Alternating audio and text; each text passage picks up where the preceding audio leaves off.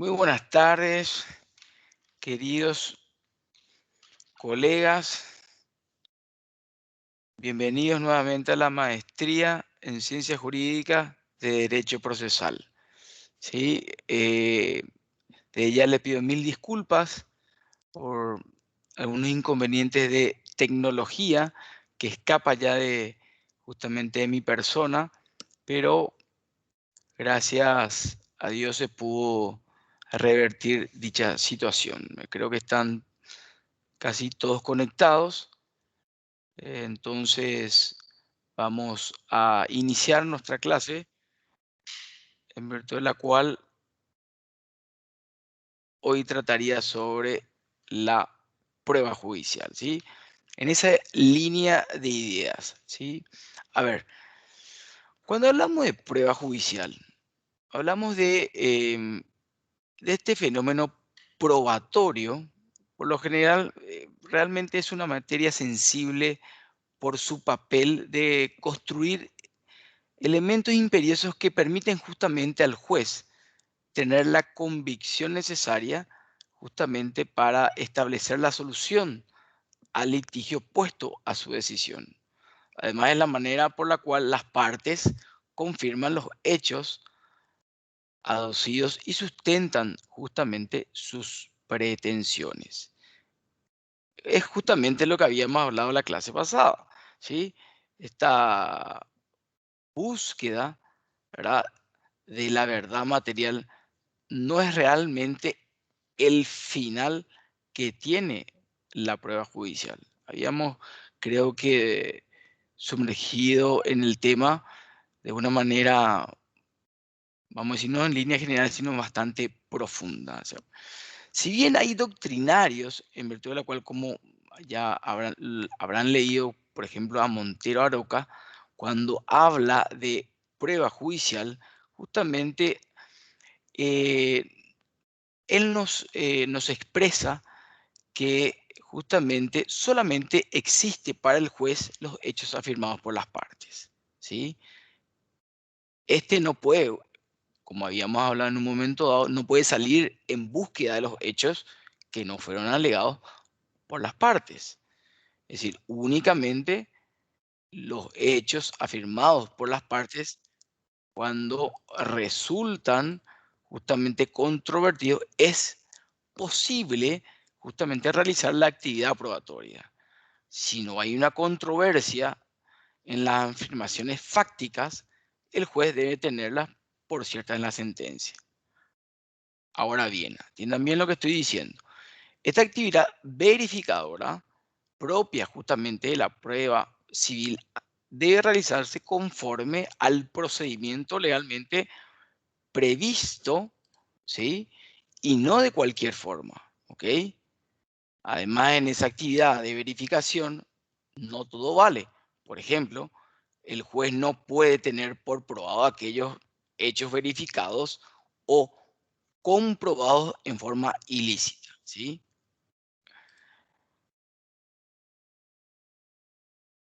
Se tiene entonces que, según este doctrinario, no es correcto decir que en el proceso se busca conocer esa verdad real, absoluta, o esa verdad jurídica objetiva. ¿Sí? Estoy simplemente parafraseando, mi querida Liz, a Montero Aroca, ¿verdad? Que, quienes piensan según sus palabras, con palabras más, palabras menos, tampoco no tengo una memoria de elefante, ¿verdad? Piensan justamente que los que piensan de esta manera, esa búsqueda real, absoluta, ¿verdad? Jurídica, objetiva, desconocen realmente el sistema de conocimiento especial que es empleado por el juez en el proceso para justamente la verificación de los hechos. Resulta mucho más adecuado decir que el juez, cuando reconstituye de alguna manera los hechos del proceso en la sentencia, y no llega a una verdad real objetiva, sino a un estado de certeza oficial. Cuando hablamos de un estado de certeza oficial, justamente nos estamos refiriendo a ese conocimiento oficial que puede tener el juez como convicción, ¿sí? Por lo justamente confirmado por una de las partes.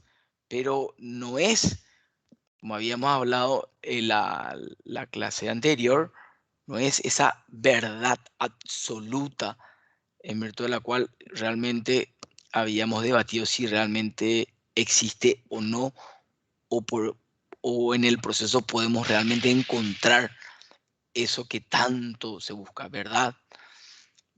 Para así hacer justicia, ¿sí?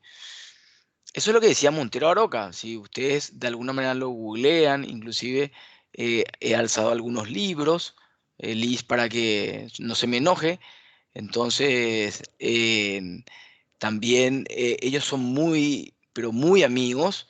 Y Montero Aroca, en un momento dado, era un activista o decisionista, pero al debatir mucho con el doctor Alvarado Belloso, creo que se inclinó más bien por esta ideología o sistema denominada garantista.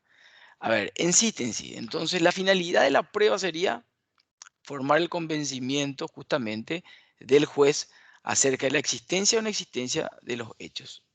Una convicción o, si se prefiere, una certeza. Yo creo que la palabra más bien, por lo menos de mi persona, sería la certeza, que no supone justamente que el hecho realmente sea verdadero, como habíamos hablado en una oportunidad, sino que haya existido en un alto margen de probabilidad en grado tal que pueda justamente producir esa credibilidad judicial, ¿sí? Y las diferentes teorías, ¿verdad?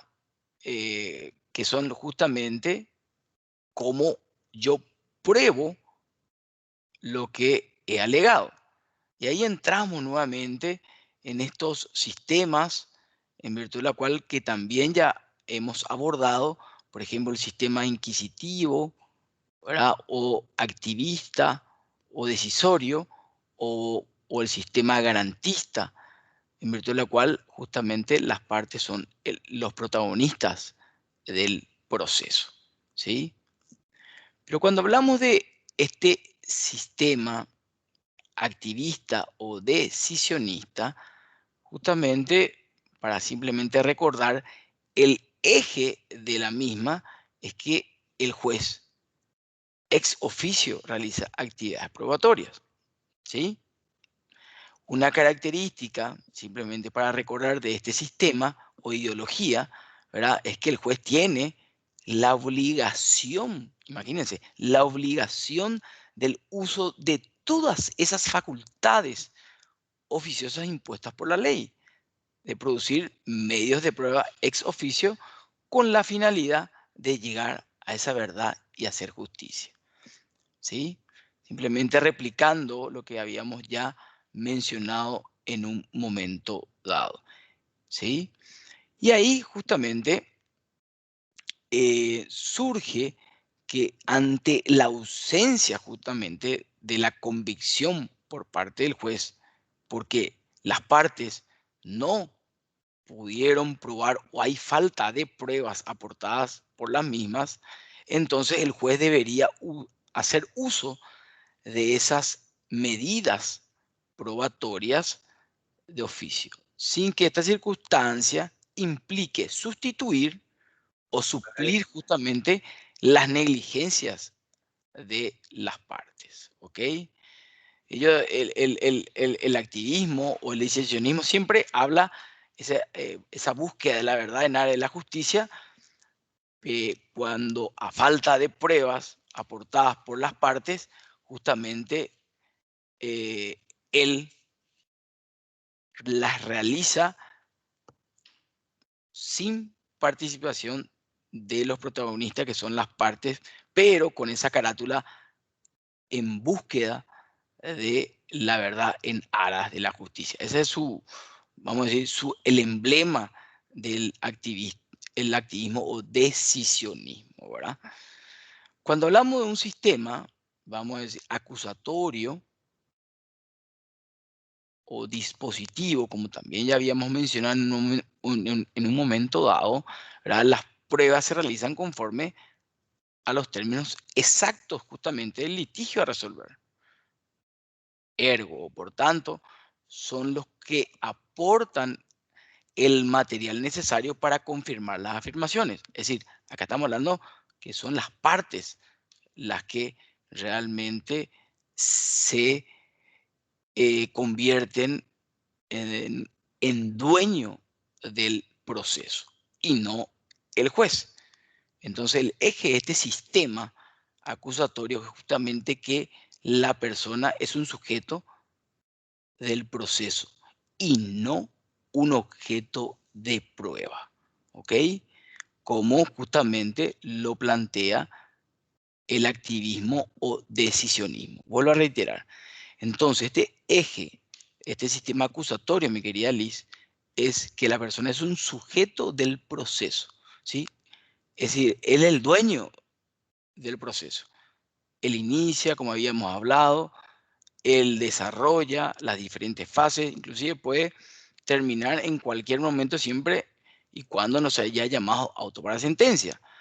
Pero de ninguna forma, ¿verdad? No se puede, de alguna manera, tomar como si fuera que la persona es un objeto de prueba.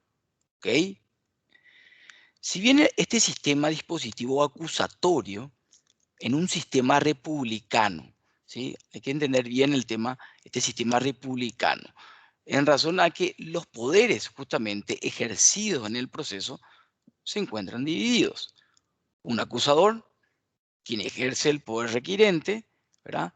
Un imputado, ¿verdad? Que hace frente a lo requerido, ejerciendo justamente el derecho a la defensa, colocado en una posición de igualdad con el acusador, cuya situación jurídica justamente no varía hasta la sentencia.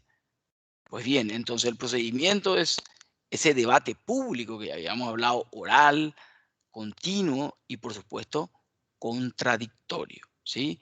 Alguien pretende y el otro resiste, es decir, y en esta valoración de esa prueba impera en el sistema de la íntima convicción, es decir, los jueces perciben los medios de prueba, los fundamentos y las pretensiones de ambas partes que lo introducen y al fin y al cabo deciden según esos elementos. Es el sistema, de alguna manera, acusatorio o dispositivo. Es decir, solamente el juez va a dictar una sentencia definitiva conforme a lo alegado y lo probado por las partes. Mientras que en el activismo o el decisionismo, cuando a falta de pruebas y va en busca de la verdad en aras de la justicia, realiza ex oficio actividades probatorias. ¿Sí? Está bien claro eso en cuanto a lo referente a la prueba judicial. Ahora bien, siempre hablamos de estos dos sistemas, ¿sí? En virtud de la cual son sistemas de enjuiciamiento que responderían a dos concepciones distintas del proceso, que ya habíamos también mencionado. Estaríamos en presencia entonces de dos clases de jueces distintos, ¿sí? Y por supuesto, dos métodos de averiguación judicial compuestos, pero que tendrían un mismo fin. Los dos son sistemas perfectos, porque tienen un mismo fin, encontrarse con la verdad y hacer justicia, ¿sí? Ahora bien, em, la doctrina, hay una gran división, ¿sí? En relación justamente a estas facultades ordenatorias e instructorias que justamente en nuestro Código Procesal Civil se encuentran en el artículo 18, ¿sí? Ley 1337/88. ¿Verdad? Por una parte, ¿verdad? El garantismo sostiene de alguna manera la idea de que el juez es un ordenador del proceso. Habíamos hablado que es el director del proceso y cuya injerencia justamente en el trámite del proceso es evitar el desorden del mismo, custodiando justamente la eficacia de esa serie hasta el dictado de la sentencia. Pero por otra parte, si tomamos el sistema decisionismo o activismo, bueno, aquí de alguna manera se encarna al sistema, de alguna manera que habíamos hablado, inquisitivo, donde entendemos que una vez que se haya trabado la litis, el juez tiene plenos poderes para averiguar esa famosa verdad que habíamos debatido en la clase anterior. ¿Sí? Si bien probar no es de alguna manera tan sencilla, ¿por qué digo no es tan sencilla? Porque realmente si usted plantea una pretensión materializada en una demanda, tiene todos los elementos de convicción para justamente el día de mañana decirle, señor juez, yo he probado lo que he alegado, ¿sí? Si hablamos de un sistema evidentemente garantista, estamos hablando de esa frase tan trillada y añeja que la sentencia es consecuencia de lo alegado y lo probado. Secundam allegata et probata. Pero si vamos a, a un sistema dispositivo, ahí, perdón, un sistema decisionista o activista, ahí cambia la cosa, porque es el juez, de alguna manera, ex oficio, que en búsqueda de esa verdad y en área de la justicia, va, a falta de pruebas, en busca de ellas. Y habíamos debatido sobre esto, inclusive la colega Álvarez, con un muy buen argumento y muy buena fundamentación, concluye que hay que limitar los poderes del juez antes que darles más poderes al mismo. ¿Sí? Por tanto, simplemente le quiero citar algunos doctrinarios que Enrique un poquito más grande que evidentemente ya habrá leído, por ejemplo, a Chovenda, Carneluti, Calamandrei, ¿verdad? Alcalá Zamora, Alsina, inclusive en su momento el propio Couture, son partidarios de una ampliación de los poderes del juez. ¿Y por qué? Porque los poderes del juez no serían una suerte de antojos dogmáticos, sino la respuesta a lo que una sociedad necesita para garantizar una correcta administración de justicia. Siempre el punto de vista, mi querida Liz y Enrique, y entre otros que están, vamos a decir, conectados, de esa búsqueda de la verdad en, en aras de la justicia. Ahora bien, debemos aclarar algo enfáticamente, que estos poderes del juez, evidentemente, y coincido con la doctora Álvarez, deben estar evidentemente limitados. A los efectos de que, mi querida Liz y Enrique, a los efectos justamente de que no se pueda modificar en forma arbitraria formalidades, deberes y facultades procesales, porque se estaría violando justamente un principio de rango constitucional como el de la libertad, de orden y por supuesto esa anhelada seguridad jurídica. Y la idea es justamente evitar el caos y la incertidumbre en el mundo del derecho. Por tanto, el juez, al conocer un conflicto, solo se debería interesar por la buena aplicación de la ley, como ya hemos hablado en varias oportunidades, respetando el orden institucional y la jerarquía de la administración de justicia. ¿Sí? ¿Y por qué surge todo este conflicto en cuenta la prueba judicial? Y algo muy sencillo, porque si ustedes tienen el código procesal abierto, ¿verdad? Y abren en el artículo 18,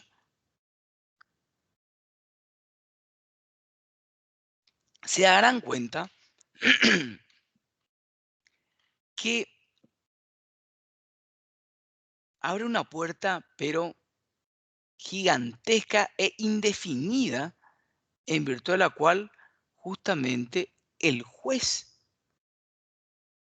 ex oficio, cuando tiene alguna duda o por falta de pruebas, puede ir en busca de ellas. Y la ley la permite.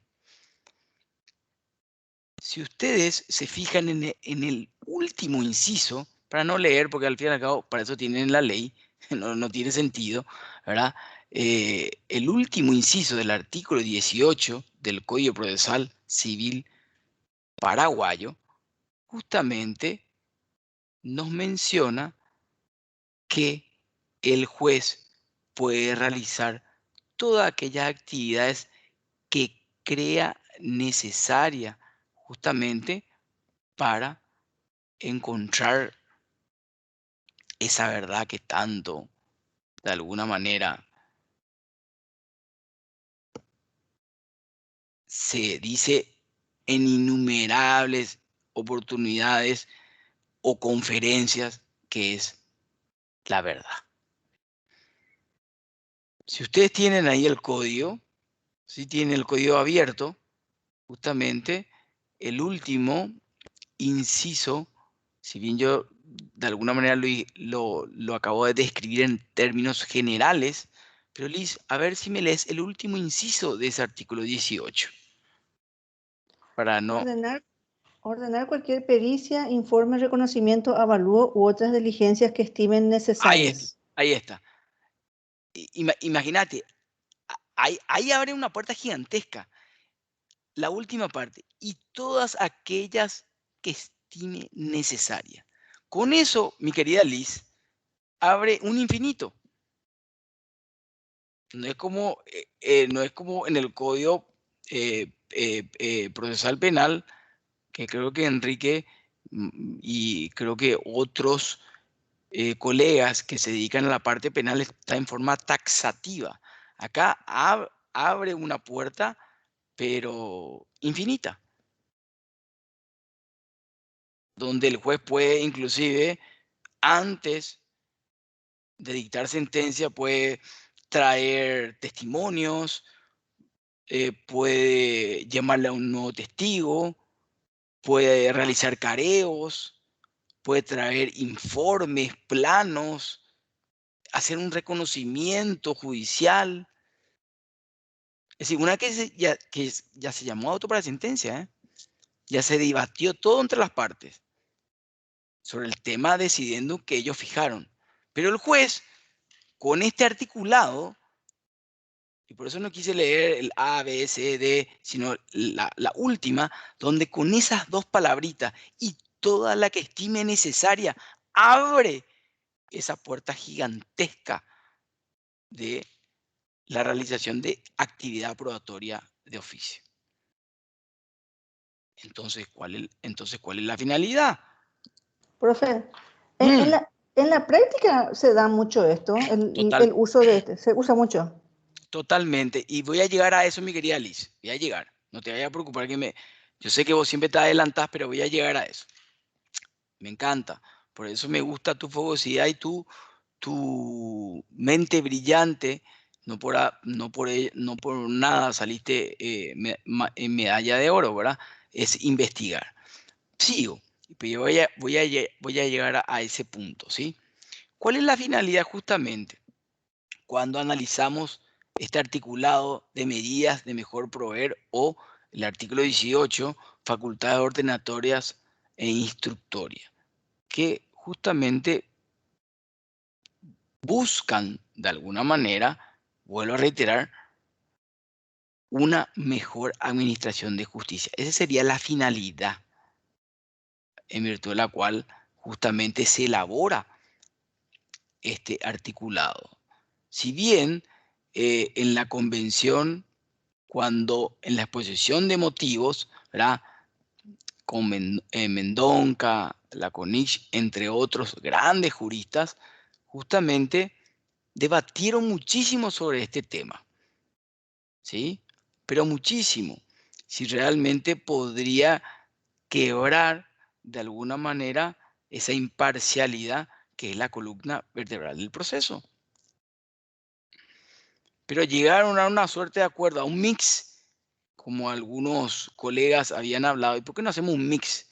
Bueno, ellos trataron de hacer un mix también eh, por el hecho de que si hacemos un sistema o una ideología puro, ¿verdad? Ya sea garantista puro o activista o decisiona puro, también van a tener sus problemas.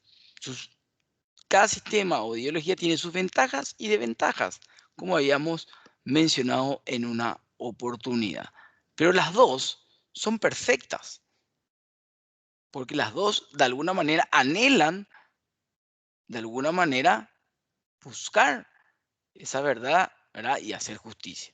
O Guillermo del Mas, como diría, es aplicar la ley, poner un orden. Cuando hay orden hay paz y por consiguiente una seguridad jurídica. Pero seguimos en esta línea, ¿verdad? Entonces, ¿qué es lo que quiere o qué es lo que quieren estos sistemas cuando hablamos de esa prueba judicial? Y justamente consiste en mejorar el proceso, ¿sí? Y esto se justifica justamente debido a que se sostienen que estas medidas buscan precisamente una decisión mucha más ajustada a la realidad del caso a resolver. Y por ello justamente se llevan a cabo medidas para mejor proveer. Buscan que la decisión judicial sea lo adecuado para dar fin a esa controversia. ¿Sí? Además, podemos señalar que justamente el fin perseguido por las pruebas, en este caso de carácter oficiosa, se encuentran el de construir, igualar libertades, equilibrando las innegables desigualdades sociales, económicas y culturales que justamente sufren las partes en el proceso y que las colocan en situaciones de absoluta disparidad en el uso de sus armas, que también habíamos hablado en su momento, ¿sí?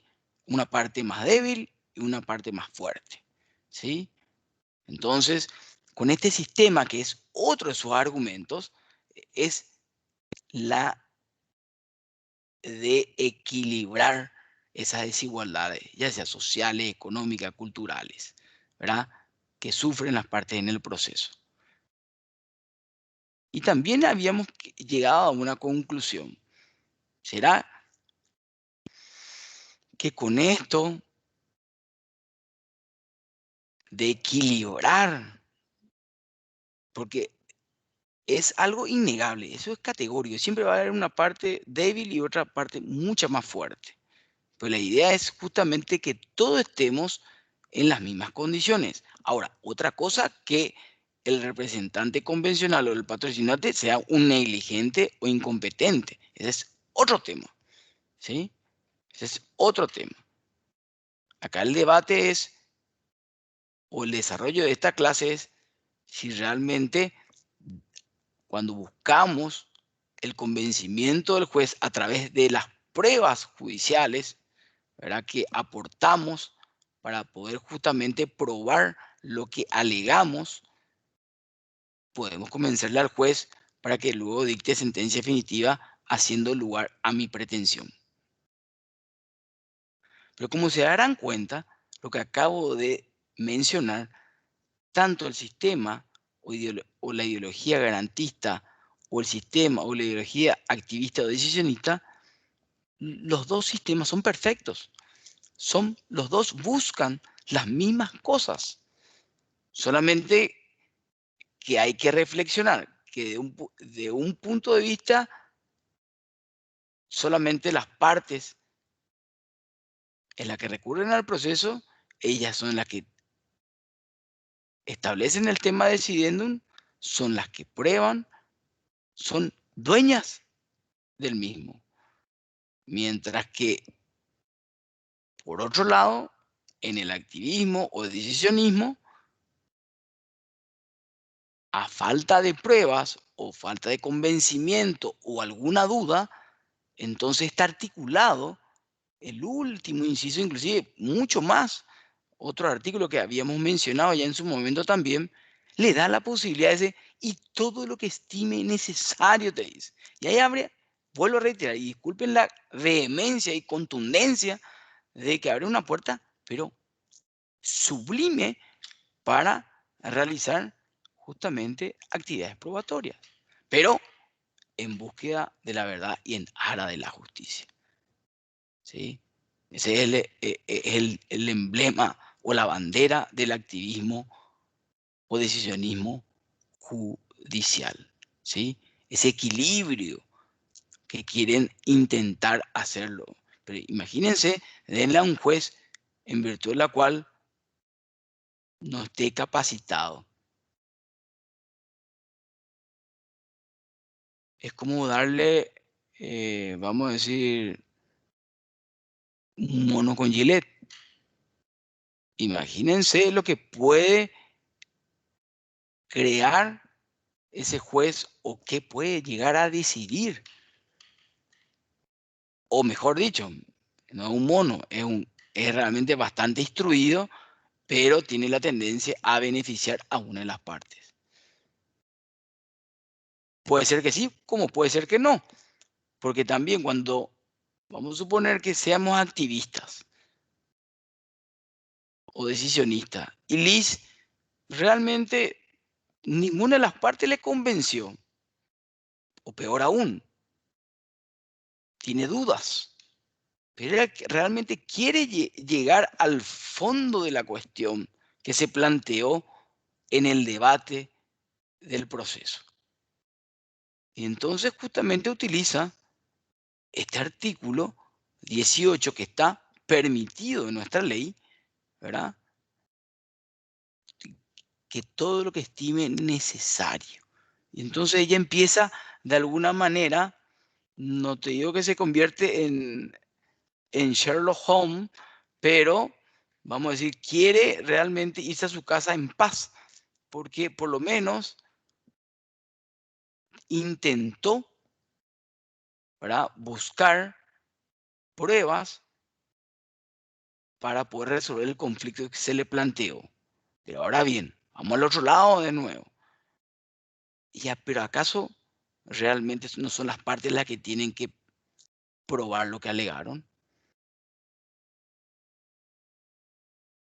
Es por ello que afirmar que la prueba oficiosa fue creada en beneficio de la justicia y de la conciencia de alguna manera del juez, mm, podemos debatir sobre eso, ¿sí? Podemos debatir realmente si eso se ajusta realmente a lo que uno está buscando cuando uno recurre al proceso. ¿Somos garantistas o somos decisionistas o activistas? Pero siempre vamos a, vamos a tratar de no criticar los sistemas, siempre en búsqueda de esa verdad y en aras de la justicia. ¿Sí? El problema nomás surge es que, ¿qué es lo que se está violando? Porque yo cuando realizo actividades de oficio, ¿acaso no estoy violando de alguna manera un derecho fundamental de rango constitucional que es la igualdad ante la ley? No puedo preguntarme que estoy beneficiando a una de las partes.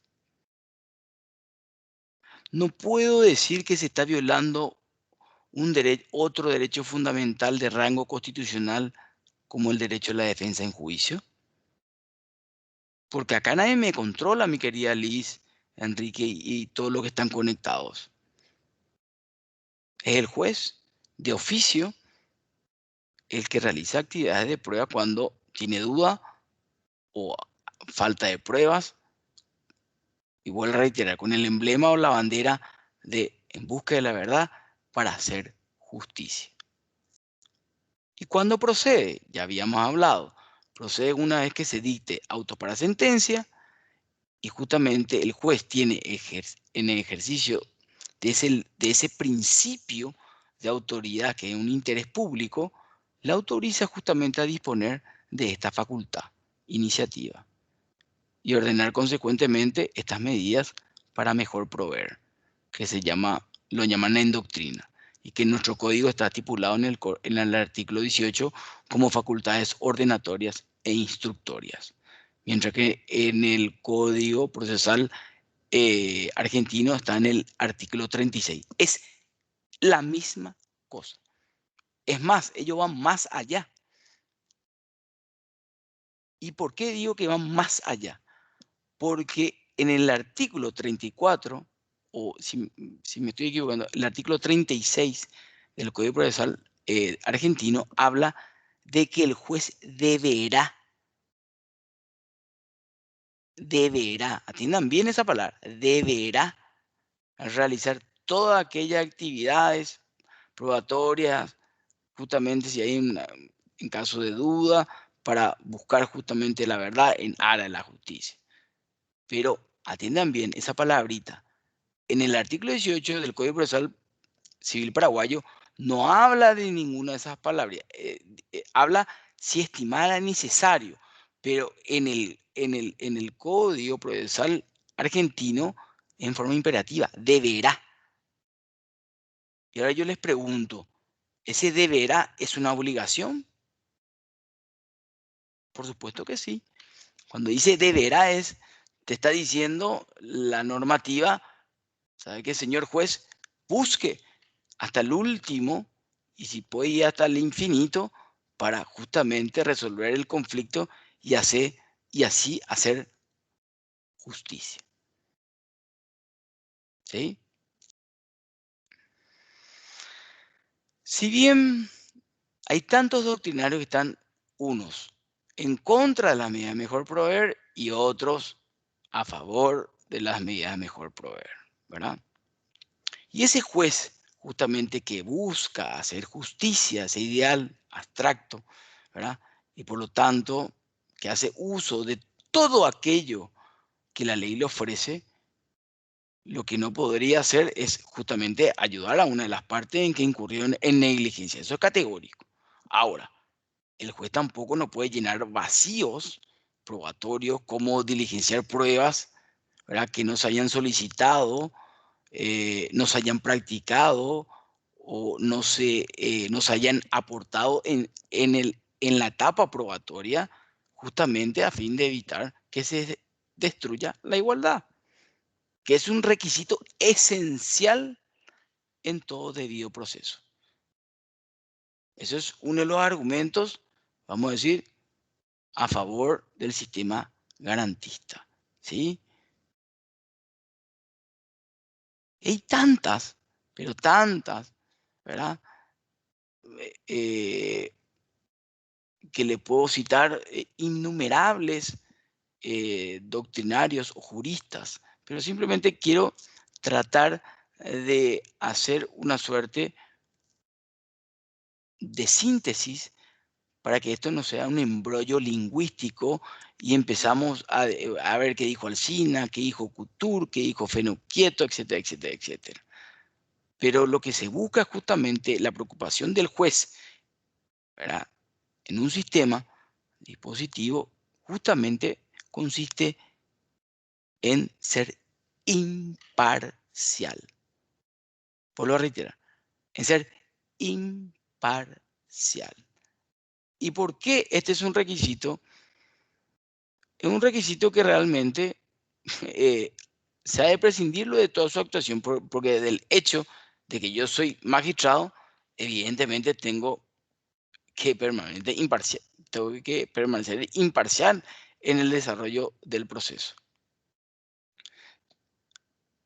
Es decir, que la actuación del juez debe significar la garantía justamente de los derechos de los litigantes. Es decir, que el juez debe garantizar los derechos de los litigantes. ¿Qué quiere decir eso? Es decir, que debatan en pie de perfecta igualdad, en las mismas condiciones, sean iguales ante la ley, que tengan la oportunidad, el derecho a la defensa en juicio, que sean juzgados por magistrados imparciales, independientes y competentes. ¿Sí? Ahora bien, vamos por otro lado. Se dan cuenta que los dos sistemas son perfectos. Vamos por el otro lado. A ver, los poderes, las facultades del juez deberían entenderse como deberes, que acabo de mencionar en un momento dado. Porque el juez tiene todo el deber de hacer todo lo que está dentro de sus facultades o poderes, para justamente así tener y hacer una mejor administración de justicia. ¿Por qué sostienen estos activistas o decisionistas? Porque el juez no es una máquina. No tiene conciencia psicológica donde guardan de alguna manera sus preceptos, prejuicios de ideas, ideologías, simpatías, antipatías. Por consecuencia, el juez, ante la insuficiencia de pruebas ofrecidas por las partes, entonces éste debe realizar de oficio pruebas a fin de acercarse lo más posible a la verdad de esos hechos, justamente haciendo uso de esas facultades ordenatorias e instructorias que la ley le faculta para hacerlo. ¿Se dan cuenta que este versus de garantismo versus activismo, decisionismo, va a permanecer de por vida? Y algunos me dicen, bueno, pero ¿por qué no hacemos una suerte de mix? Entonces, si haces una suerte de mix, como nuestro Código Procesal Civil Paraguayo, que te dice que es garantista, porque con características activistas, entonces estamos desnaturalizando de alguna manera el proceso. ¿Cómo yo puedo pensar que un código puede ser garantista y a la vez activista? No es ilógico. Ahora bien, también todo extremo no es bueno. No puedo tener un código procesal civil totalmente como una garantista puro. Y no puedo tener un código procesal civil activista o decisionista puro. Porque también van a tener, de alguna manera, sus aciertos, ¿verdad? Y desaciertos, o ventaja y desventaja, como todas las cosas, como la vida misma, o como la moneda, ¿sí? Cruz y por otro lado una cara, ¿sí? El tema es cómo equilibrar esto, pero no haciendo un mix, no haciendo un chamburreado como en algún momento había mencionado. No, a ver cómo podemos armar un sistema que sea totalmente armónico y coherente con nuestra ley suprema, que es la Constitución Nacional de la República del Paraguay del año 1992. Porque inclusive podemos considerar que este articulado viola directa o indirectamente garantías fundamentales como la igualdad ante la ley o el derecho a la defensa en juicio cuando el juez de oficio realiza actividad probatoria. Ahora, Liz me puede preguntar, pero profe, yo como jueza, yo cuando pido un informe, yo no sé cuál va a ser el contenido que me va a venir. Perfecto, perfecto. Pero ¿por qué ya lo estás pidiendo? ¿Acaso ya en tu cabecita ya no estás buscando algo? ¿Por qué vas a pedir un careo? ¿Por qué vas a solicitar un plano o una reconstrucción de hecho, un reconocimiento judicial? ¿Acaso es tu tarea como magistrada? ¿Acaso la tarea del magistrado no es dirigir el proceso y garantizar justamente esos derechos, ya sea de rango constitucional, como la igualdad ante la ley y el derecho a la defensa en juicio, y que por supuesto no se torne un caos, como habíamos mencionado ese ejemplo del policía de tránsito. ¿Se recuerdan, verdad? ¿O no? No. Bueno, entonces vean por favor la videoconferencia, ¿sí? Anterior. Es decir, el policía de tránsito, del punto de vista vial, lo único que se encarga es justamente de evitar embotellamientos. Cada uno sabe para dónde va. Y eso podemos traer como ejemplo al mundo del derecho. El proceso justamente es un método de debate en medio de la cual existen dos sujetos con posiciones antagónicas donde debaten pacífica y dialécticamente ante un tercero imparcial, independiente, para que ésta decida el conflicto que ha surgido entre A y B. Por consiguiente, mis queridos colegas, realmente no existe, y eso ya ustedes lo saben, no hay una sola forma de mirar el mundo, ni mucho menos existe una verdad absoluta. Con ello yo no estoy diciendo que no existe la verdad, ¿eh? Vuelvo a reiterar como dije en una de las clases. Pero no por ello debemos renunciar a seguir realmente buscando esa verdad tan anhelada de los hechos por medio de las normas jurídicas que regulan la conducta de los seres humanos, concluyendo justamente en una sentencia definitiva justa. Ahí entraríamos en filosofía del derecho. Ética, también entraríamos en otra esfera, por supuesto probada y basada en la verdad de los hechos.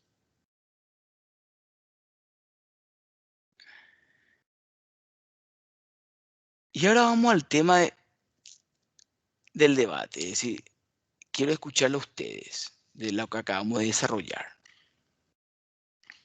Vamos, ¿qué piensan? ¿Qué es lo que más interesa, verdad?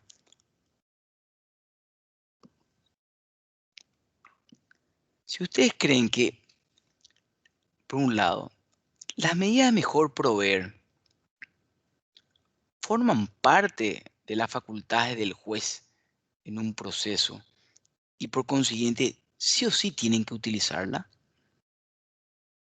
por un lado. A ver, Liz, te escucho, Enrique, Gustavo, la doctora Álvarez si está por ahí. A ver, ¿qué me dicen?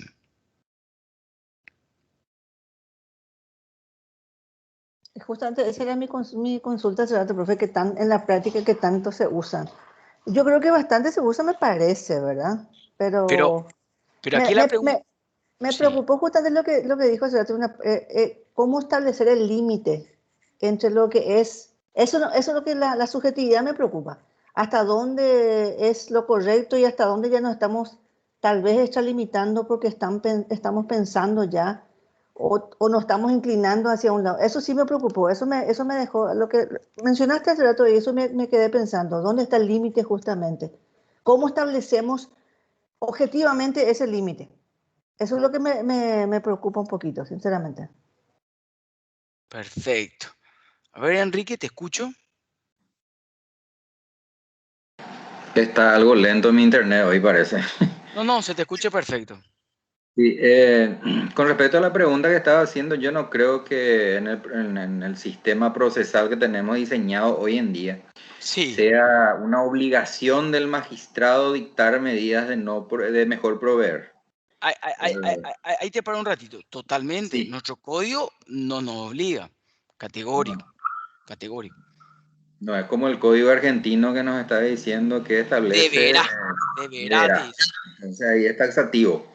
Para mí Sí. es taxativo y no. En nuestro caso creo que no, ¿verdad? Ahora, las medidas de mejor proveer en nuestro sistema se utilizan de diferentes maneras. Yo conozco varios casos donde muchos colegas que no pudieron hacer un buen trabajo en la etapa probatoria, le piden al juzgado que dicte medidas de mejor proveer. Y eso me parece hasta aberrante desde un punto de vista, ¿verdad? Eso no se puede. Pero se hace bastante, le habrá pasado en algún momento, ¿verdad? Y Como actuario sí me pasó, ¿verdad? Pero cuando me solicitaban y con todos estos argumentos de Alvarado Belloso y entre otros, Montero Areco, cuando se pasó a la ideología de Alvarado y, por ejemplo, también Hugo Boto, un chileno, en virtud de la cual también, vamos a decir, destinan a que evidentemente no se pueden, una que se llama autopresentencia, proponer medidas de mejor proveer o facultades ordenatorias e instructorias, ¿sí? Si lo piden, evidentemente es totalmente inconstitucional, no lo pueden hacer. Ahí sí que ya es más que obvio, ¿verdad? Que ya estás jugando con una de las partes o inclusive puedes llegar a beneficiar porque ya te está induciendo a ello. Ahora, el juez de oficio, sin que nadie le pida, sí lo puede hacer porque la ley lo permite. Yo puedo llamar a otro para sentencia, leo todo el expediente, por falta de pruebas, no tengo claridad, etcétera, etcétera, y como me da mejor proveer, puedo, vamos a decir, como vuelvo a retirar, pedir un informe, un reconocimiento judicial, llamarle a un testigo de nuevo, de acuerdo a qué demanda se planteó y qué se está debatiendo. ¿Sí? ¿Se entiende? sí, se entiende, se entiende. ¿Sí? Y en esa última parte es lo que a mí más me hace ruido. Y todo lo que estimare necesario. Es decir, abre una parte infinita.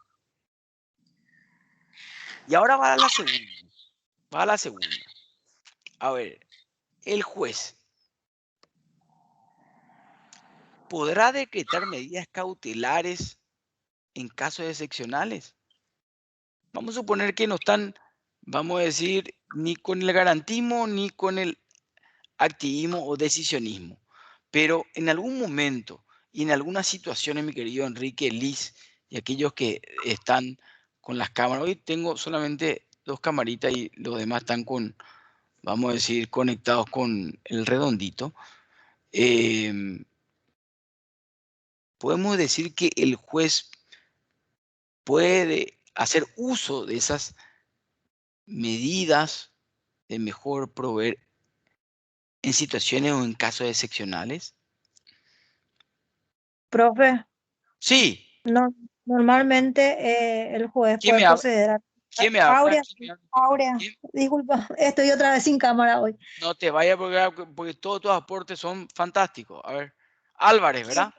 Sí, profe. Sí, sí, Yo sí, considero que esas sí, facultades sí, ordenatorias que tiene sí, el juez sí, en casos excepcionales, como estás diciendo ahora, puede sí. decretar ciertas medidas, inclusive en el juicio sucesorio, las Bien. facultades, por ejemplo, de conservación de los bienes, por ejemplo, donde prima el interés, vamos a decirle, para precautelar los intereses sucesorios, por ejemplo. En esos casos, medidas conservatorias, por ejemplo, puede hacerlo inclusive de oficio. Doctora Álvarez, por lo que veo, yo veo que tenés una tendencia bastante arraigada hacia el garantismo. Y te quiero plantear un caso, si te parece y no te molesta. Vos, Sí, profe. quiero que te posiciones como magistrada y se llega a autos para sentencia. La pretensión es una obligación de hacer escritura pública.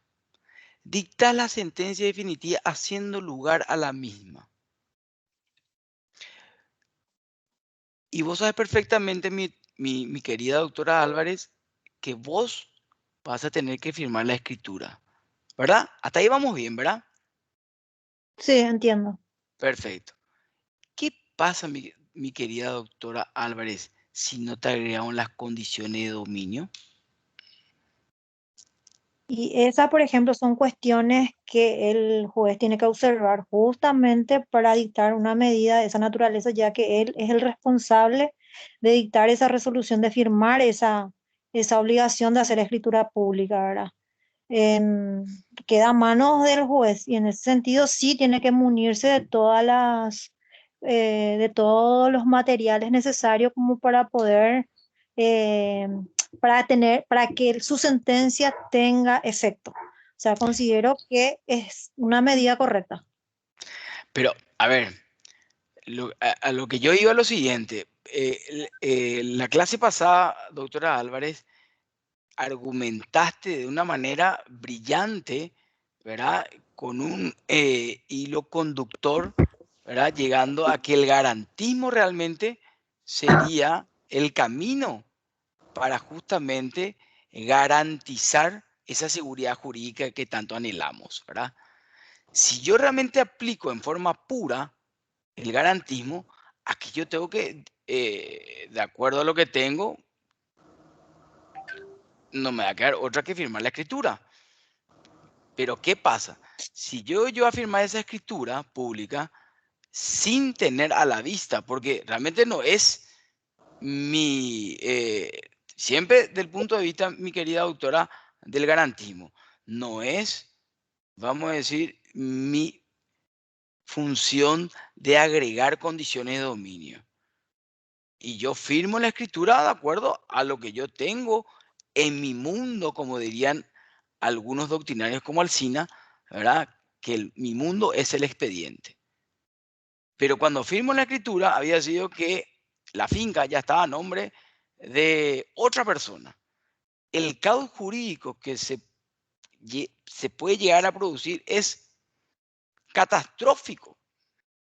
Y Claro. ahí, y Lo bueno, mismo, profe, ocurre en los casos de sucesiones, por ejemplo.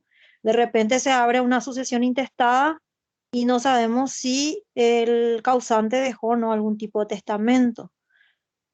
Hay cuestiones donde realmente el juez tiene que actuar, o sea, tiene que apartarse un poquitito y utilizar justamente esas facultades ordenatorias e instructoriales que tiene conforme al artículo 18, eh, sin entrar a suplir la negligencia de las partes. O sea, que hay un límite en esa pero facultad. Pero las partes, mi querida Álvarez, tenía que en su momento, y saben perfectamente, que si yo demando una obligación de escritura pública, lo básico es que yo tengo que agregar las condiciones de dominio. Hablo de efecto de justamente conocer que esa escritura que yo voy a firmar está a nombre de la parte demandada. Imagine, vos te vas ahí en búsqueda para asegurarte vos como magistrada que yo no firmaría tampoco, te soy sincero. Yo pediría Mm, condiciones a la Dirección General de Registros Públicos a los efectos de justamente que esté a nombre todavía de la parte demandada. Pero si aplicamos en forma pura el el garantismo, garantismo no yo te, permite. claro, yo tendría que firmar. Sí, Bueno, te das cuenta que de alguna manera son estas cuestiones que se van planteando con estos sistemas, tanto garantista o activismo o decisionismo, en virtud de la cual cómo realmente buscamos ese equilibrio entre estas dos ideologías que buscan al fin y al cabo esa verdad en aras de la justicia. O, como yo diría, simplemente aplicar la ley, poner un orden, por consiguiente tenemos paz y llegamos a esa tan anhelada seguridad seguridad. jurídica, ¿sí? Pero les pongo otra situación, ¿sí? Otra situación, me encanta. Vamos bien, bien, doctora. Brillante como siempre. Bien, Lee, Enrique también. Ya te doy la palabra, Enrique. A ver, em,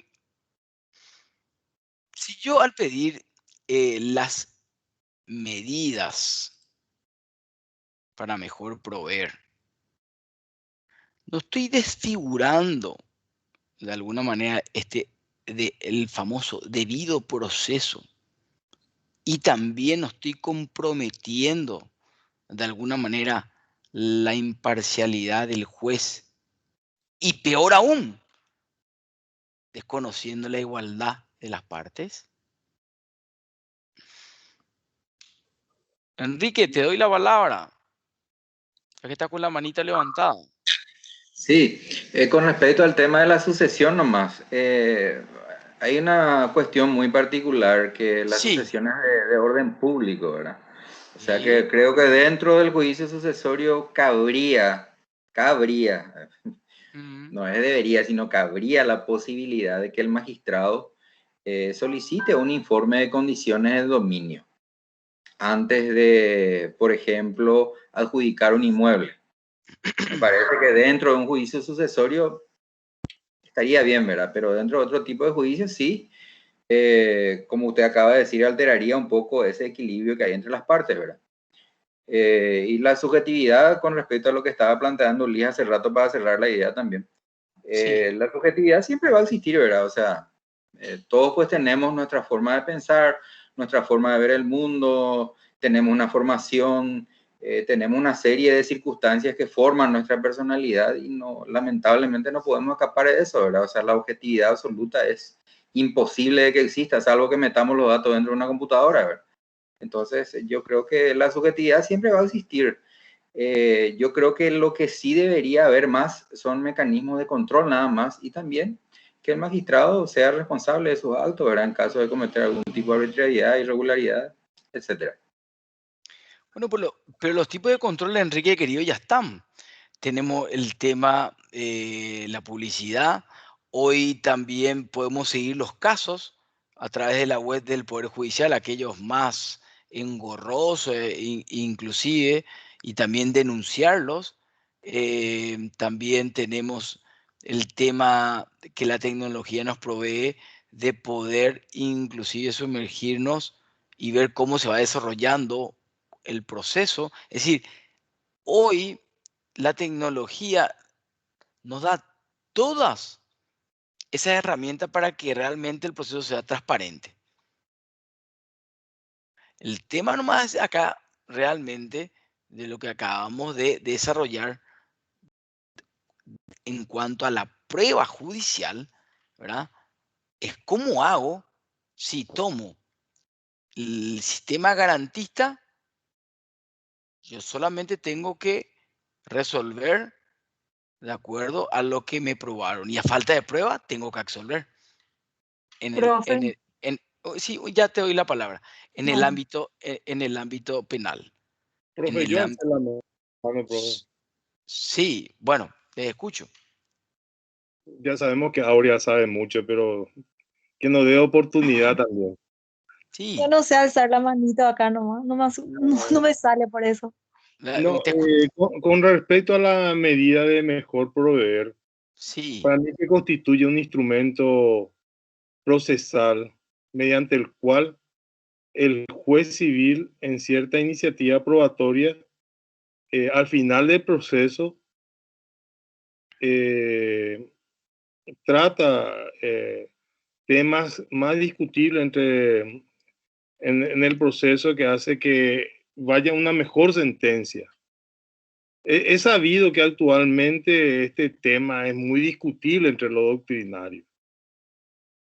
Mientras que en otra parte la doctrina procesal consiste en un resabio inquisitivo y afecta la imparcialidad del juzgador. Eso yo considero con relación a las medidas de mejor proveer. bien, Francisco, perfecto.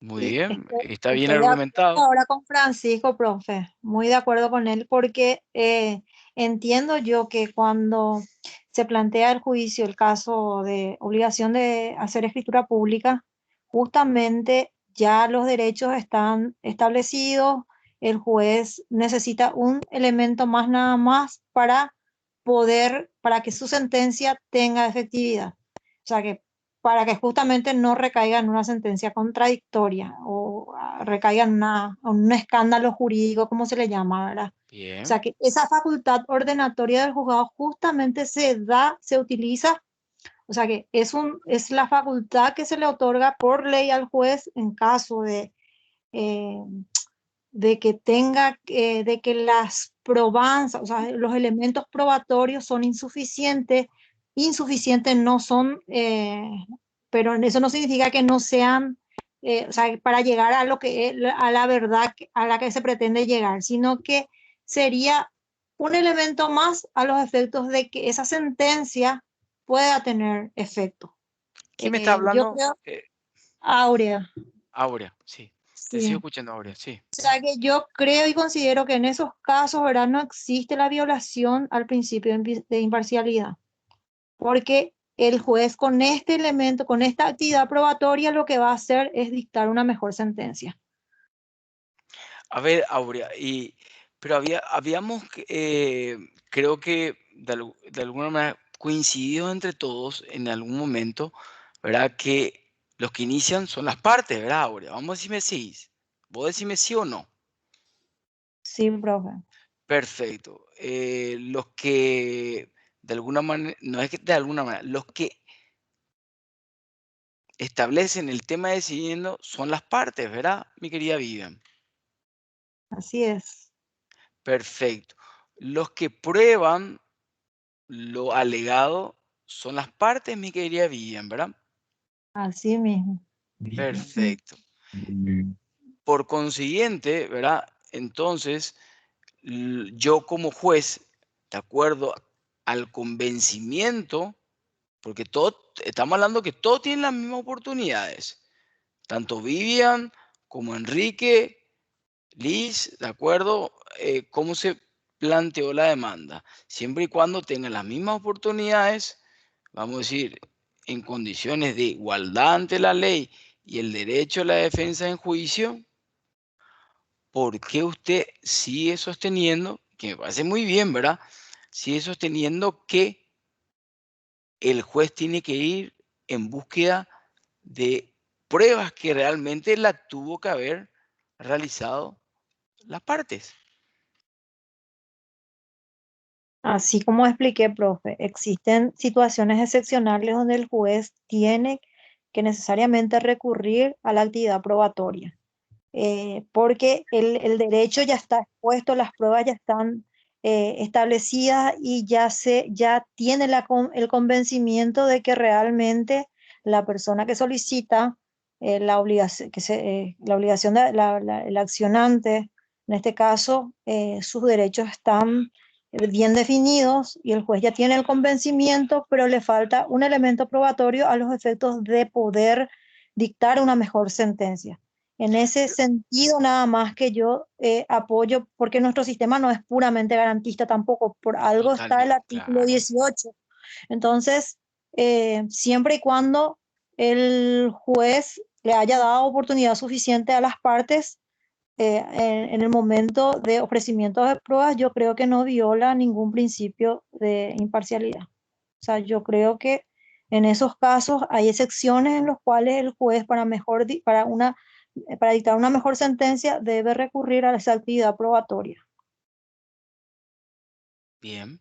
Entonces, podríamos concluir que el juez, además de ser un director del proceso, también podría tener una característica de investigador. No, Bi- porque ahí sí estaría violando el principio de imparcialidad, porque el juez no puede actuar todo el tiempo de oficio, sino en casos excepcionales y en los casos necesarios. Pero, como dije, nuestro sistema no es puramente garantista. O sea, que ese artículo es donde, el artículo 18 es donde efectivamente se le da esa facultad probatoria al juez. O sea, en casos excepcionales, diría yo. No solamente el 18, tener el 340, el 370 y innumerables artículos en virtud de la cual te puedo mencionar donde el juez actúa ex oficio, ¿sí? Justamente buscando lo que vos estás mencionando, esa verdad y esa anhelada justicia, ¿verdad? Pero está muy bien argumentado lo que estás diciendo, bien.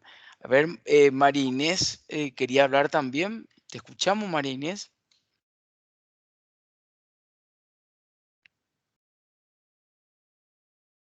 Hola, profe. La verdad que no es bonita, pero comparto Comparto la idea de Francisco y de Auri. Para mí el código está muy bien redactado como está, porque justamente el 350 y todos los artículos que mencionaste en la clase pasada en relación a las pruebas hace que el juez pueda esclarecer una duda. De una u otra forma son útiles determinados artículos. Por ejemplo, en los casos sucesorios, por ejemplo, cuando se trata de una escritura muy vieja, el juez suele recurrir a una medida mejor proveer, que es la solicitud de condición de dominio, ¿verdad? Para saber si ese sobredicho viene de un embargo y otras cosas más. Pero comparto la idea de ustedes, profe. A mí me parece que el código, de la forma que está redactada, está muy bien. No creo que, como clases anteriores estuvimos diciendo que hay que otorgarle más poder al juez, no. Para mí, la característica garantista con un poco de sistema inquisitivo, ¿verdad? Está bien, está bien. Para mí, comparto la idea de un ustedes, mix. es la tuya. No puede ser totalmente garantista tampoco, profesor, porque siempre existen dudas en algunos otros expedientes que hay que esclarecer y es como una ayuda muy necesaria en algunos casos. Bien, excelente, brillante tu argumentación, me parece fantástica. ¿Alguien más que quiera aportar algo más sobre este debate que me parece fantástico? Profesor, estaba pensando más sobre las medidas de mejor proveer y con el principio de igualdad. ¿Puede colisionar en un debido momento eso? Por eso es lo que estamos justamente debatiendo en cuanto que la línea es demasiado delgada. Si bien María Inés hizo una perfecta exposición sobre cuándo realmente se puede utilizar o hacer uso de esas facultades ordenatorias e instructorias, ¿verdad? Pero la línea es tan delgada para poder pensar que se puede beneficiar a una de las partes, ya sea indirecta o directamente. Porque, como diría el Chavo, vamos a decir, no, no quise hacerlo, pero yo realmente no tenía esa intención. Pero de alguna manera estás incluyendo al proceso pruebas que realmente debían realizar las partes y no el juez. Pero sosteniendo lo que decía Marínez, siempre las hago cuando tengo una duda o de alguna manera con esa bandera de buscar la verdad y hacer justicia, ¿verdad?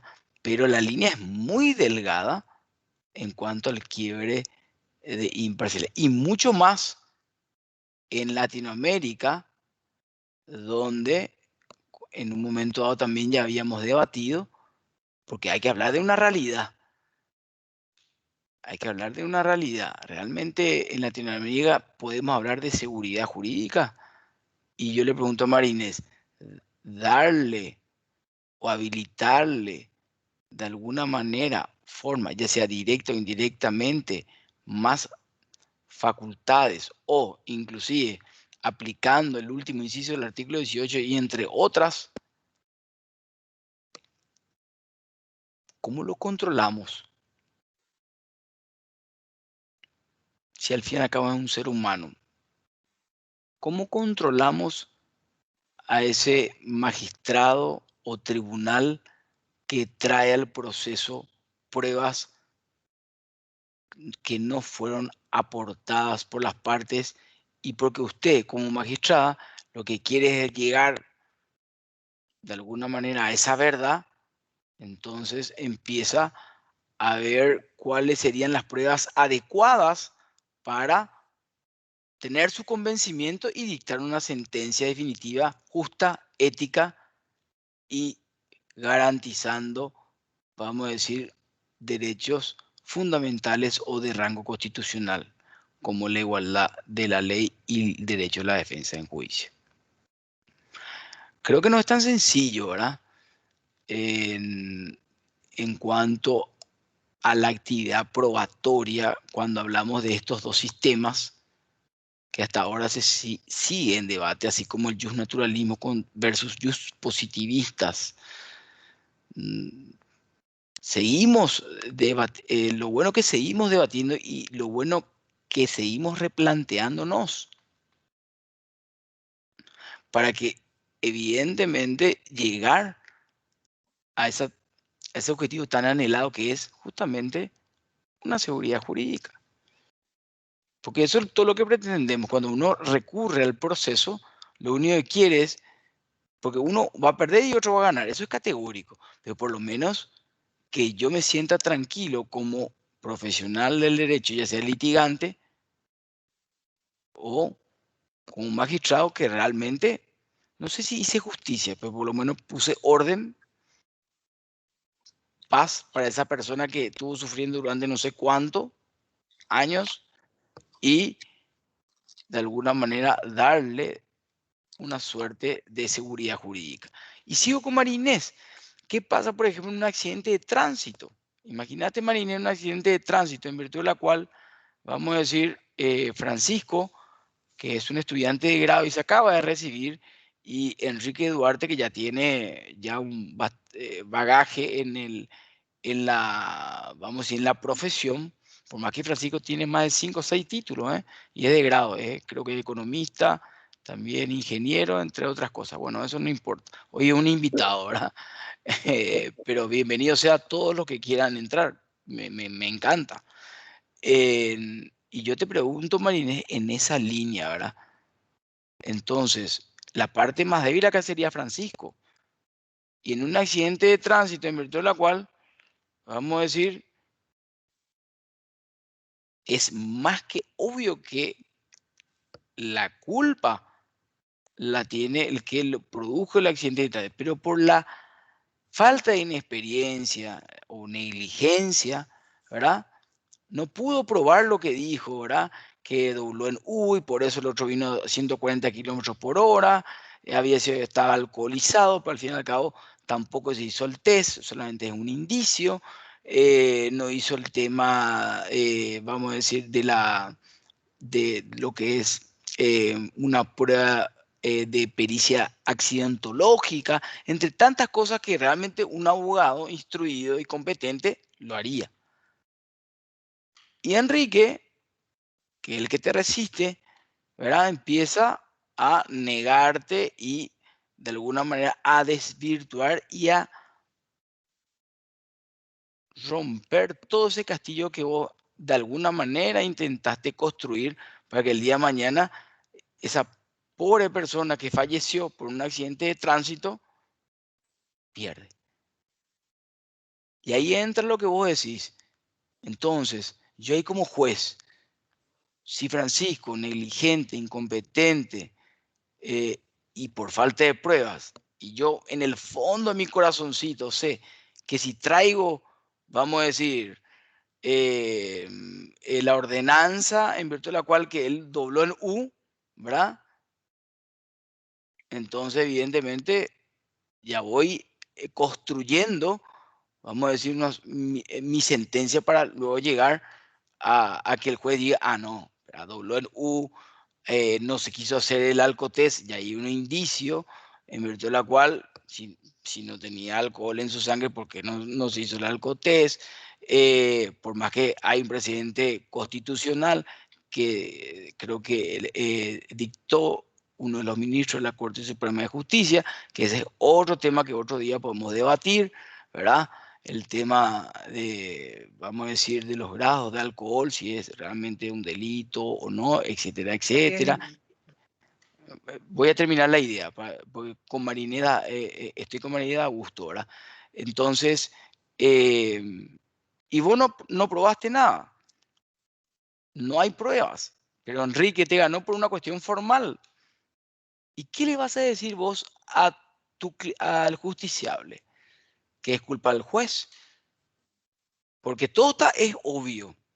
Pero una cosa que uno puede decir, ah, es obvio, ya sea publicidad, diario, vamos a decir, en la televisión, todo lo que vos quieras. Pero vos recurriste al proceso, vos tenés que probar. Vos tenés que, de alguna manera, ofrecer esas pruebas en virtud de la cual el día de mañana le convenzas al juez. O te pongo un caso que es de público conocimiento. Vamos a decir, personas que con accidentes de tránsito quedan cuadriplégicos. Y vos no pediste ni oficios, vamos a decir, a tales instituciones para poder probar que cómo quedó esa persona como consecuencia del cliente de Enrique que por ahí no tomó las medidas pertinentes y lo atropelló. Y entonces ahí te pregunto, Inés, ahí lo que voy. Entonces ahí vos considerás traer todos aquellos elementos que vos creas necesario para poder probar la pretensión de aquel negligente, incompetente, y así de alguna manera hacer justicia y no quebrar tu imparcialidad, que es lo más importante. Acuérdate que es la columna vertebral del proceso. Ahora te escucho.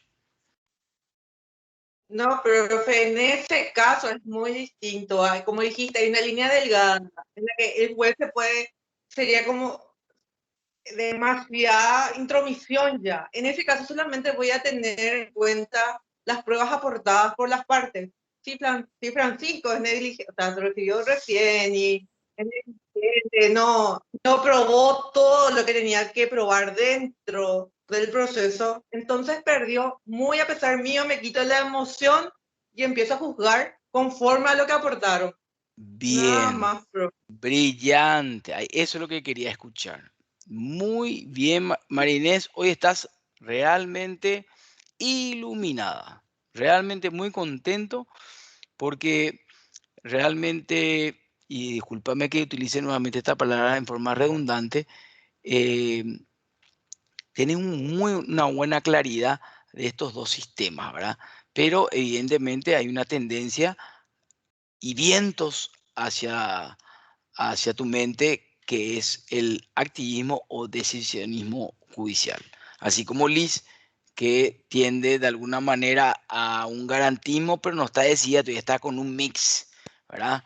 Y hay otros, de alguna manera, que tratan de ver cómo equilibrar. Y ese es el debate que siempre vamos a tener, ¿verdad? No es tan sencillo resolverlo, eso es algo obvio, por eso planteo estos temas, ¿verdad? Porque son temas de maestría justamente y no de grado. Hoy le tenemos a Francisco compartiendo que es de grado, pero haciendo aportes de alguna manera bastante congruentes, ¿verdad? Así que un invitado, bienvenido sea, y todos aquellos que quieran invitarles también, bienvenido sea a la escucha, ¿verdad? Porque al fin y al cabo esto está grabado y pueden compartirlo perfectamente con todas las personas que ustedes crean pertinente, ¿verdad? La idea es justamente el debate. Podemos discrepar. Acá ya discrepamos. Liz, Marinés y Enrique tienen distintas posiciones. La doctora Álvarez, la clase pasada, con una argumentación fantástica, de alguna manera, con ese hilo conductor, llegó a una conclusión en virtud de la cual el juez no puede ir más allá de lo alegado por las partes. Pero hay ciertas situaciones excepcionales. Por eso el debate era, a ver, están los puros, no puede participar el juez. Después están los cautelosos. A ver, pero hay ciertas situaciones excepcionales que se puede utilizar. Y están el otro punto donde no, vamos a resolver el conflicto y acercarnos lo más posible a hacer justicia. Entonces voy a hacer uso de todo lo que la ley me provee para hacer justicia. ¿Se dan cuenta que de alguna manera hay tres ideas rondando, ¿sí? Una pura, otra, digo, hay cautelosos, ¿verdad? Y está la otra que evidentemente va directamente en búsqueda de esta verdad con con todas las posibilidades que le provee la ley. Pero justamente con un pequeño detalle. Cuando decidimos tomar ese sistema activista o decisionismo, hay una línea bastante delgada que puede quebrar la imparcialidad del juez, que es la columna vertebral del proceso. Pero eso no es un óbice para decir que está incorrecto, porque al fin y al cabo la ley te lo permite. Y mientras que nos haya declarado inconstitucional y nos haya quitado, vamos a decir, de nuestro ordenamiento jurídico, o en este caso, de nuestro sistema procesal civil, en este caso nuestro Código Procesal Civil, Ley 1337/88, sigue vigente y lo puedo utilizar. Entonces tenemos tres situaciones. Una, garantismo puro. Otra, más cauteloso, de acuerdo a las circunstancias. Y otra, activismo o decisionismo, en virtud de la cual voy en búsqueda de la verdad y no importe lo que importe, pero yo tengo que llegar como a del lugar a hacer justicia, siempre y cuando respetando, como dijo Marinés, la imparcialidad, garantizando normas de rango carácter constitucional como la igualdad ante la ley y el derecho a la defensa en juicio. Y por supuesto, el debido proceso. Artículo 17 de la Constitución Nacional de la República del Paraguay, 1992. Realmente me encanta debatir con ustedes, porque se nota que evidentemente hay una instrucción, hay una lectura, y entonces realmente es una pasión para mí que cada encuentro que tenemos, para mí es un desafío. Es un desafío de qué punto de vista, para ver qué podemos extraer de esas mentes brillantes que tienen, para a ver si nosotros podemos resolver este problema del versus garantismo versus activismo, y le damos una sorpresa a todos estos doctrinarios. Algunos ya están descansando en paz y otros vivos todavía, ¿verdad? Vamos a ver, por ahí llegamos a una conclusión o no, pero la idea es que seguimos enriqueciéndonos, ¿ok? No sé si tienen algo más que decir. Yo simplemente primero pedirle disculpas por los problemas tecnológicos, y por otro lado, ¿verdad? Realmente gustoso de compartir con este grupo realmente fantástico, y por favor no se olviden de realizar las actividades asincrónicas, porque eso es parte de la evaluación del proceso, para que todos puedan realmente tener la nota máxima, porque es la que se merecen realmente, ¿sí? Así que me despido de ustedes deseándole un excelente resto de jornada y un descanso realmente reparador. Así que a seguir luchando, a seguir cuidándonos, para seguir estando en contacto a través de la tecnología. Y yo este profesor humilde, ¿verdad? Como un canal de proporcionar un pequeño conocimiento para que vuelvan a reforzar el que ya tienen, que es bastante por lo que estoy viendo, ¿verdad? Y eso realmente me regocija el corazón.